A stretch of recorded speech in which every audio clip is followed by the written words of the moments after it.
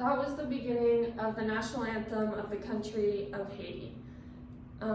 It is in Creole, and a lot of the words translate to joyfully toiling, which speaks to the resilience of the people of this country. And today I'm going to walk you through some points of their history and how they have been hopeful through that whole time. This is their flag, which represents their freedom from France, and in the words, it translates to unity is strength.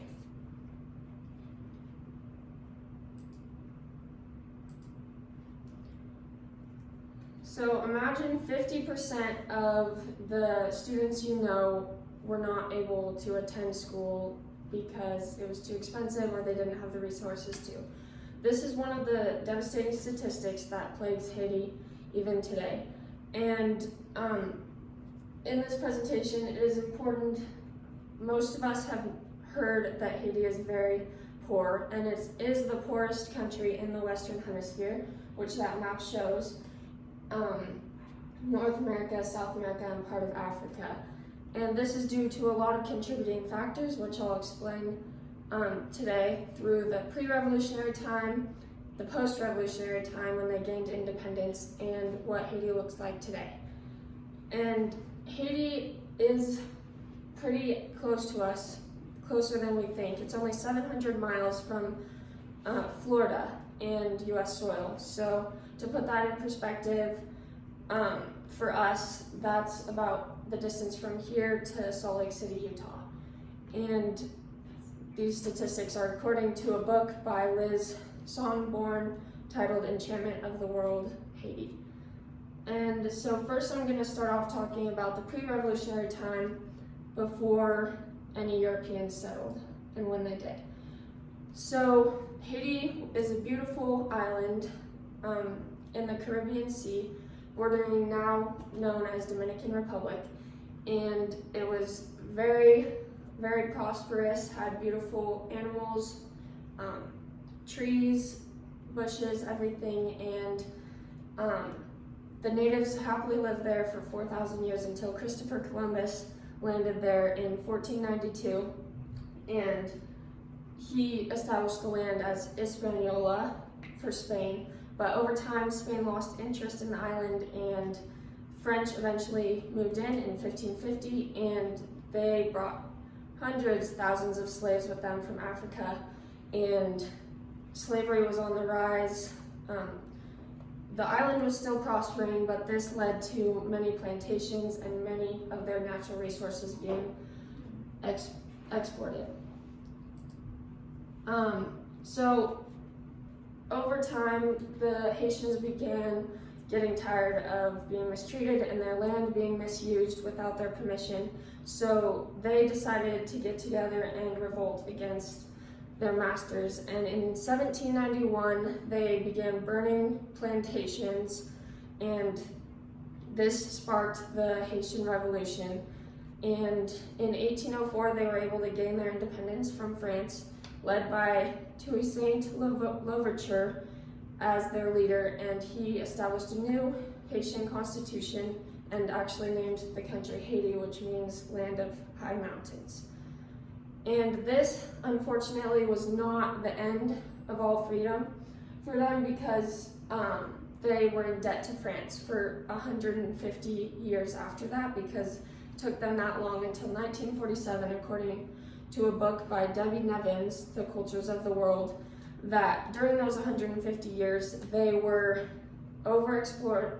exporting all their goods. They were trying to use all their money to pay back, and meanwhile, they have a population of 11.4 million people.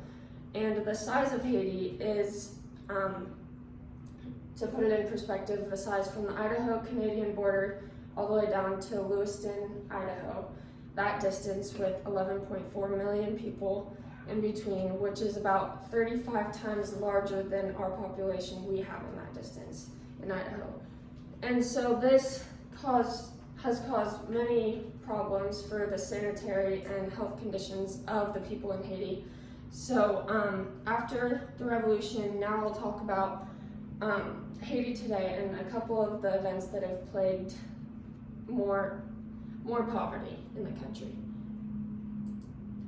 So in 2010, a devastating earthquake caused the death of 220,000 to 300,000 people and injured even more. These buildings are still damaged and ruined today because they don't have the resources to rebuild them. Meanwhile, also cholera developed in that country, which spread rapidly, and it was caused by unsanitation and water and facilities. As we all experienced, COVID in 2020 and the past couple of years, it hit Haiti even harder because they rely on missionaries and people to serve and help them establish care facilities, orphanages, and medical facilities, schools. So I was actually, although I've never been to Haiti personally, in 2020 I was planning a missionary trip and learning all of the history about Haiti when it unfortunately got canceled due to COVID. And also a lot of people were left struggling amidst no resources. And then in 2021, the most recent, the president of Haiti was assassinated, which caused more uprising in gangs, unsafe neighborhoods, and division in the government.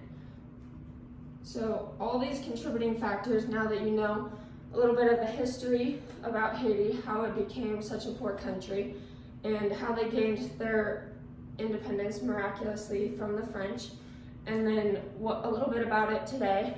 This was the mission group I was going to travel with a couple years ago, and hopefully still will, called Haiti 180. And my youth group leader had the opportunity to travel a couple years prior to, and she said the most impactful thing I witnessed was their upbeat spirits and hopefulness.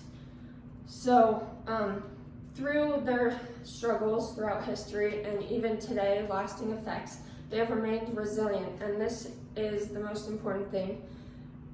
They are brave, strong people, and they can get through to tomorrow. And this is a great quote I will leave you with by a Haitian man named Lenny. No matter what happens to this tiny country, we always stand up again and fight for the next day. Family and neighbors, young and old, help each other is what brings a better tomorrow. And these are my sources. And thank you. Are there any questions? Yes. So in your thing, you were saying that your trip had gotten canceled, but then later you said that you were still hoping to go. What was going to be like what were you going to be going there to help do? So Haiti 180, the group I talked about a little bit before, they have an orphanage in Haiti, and they have a school and an elderly facility. So they help take care of people. We were gonna actually help them build another part of the school when we were down there. And I still, have contact, and I paid a certain amount already by that time, so I can continue to go down there if I decide to, but right now it's pretty unsafe to right. go, but yeah, eventually Well, that's cool. I hope that you'll be able to do that. Thank you. Any other questions?